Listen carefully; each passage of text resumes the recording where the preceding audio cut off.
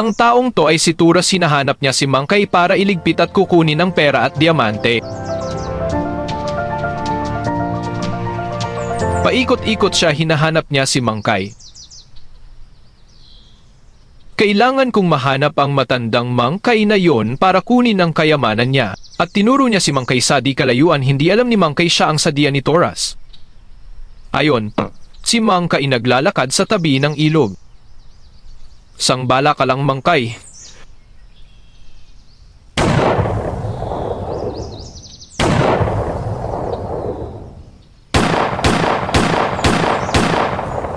Wah! Haha! Kakainis ka, tanda.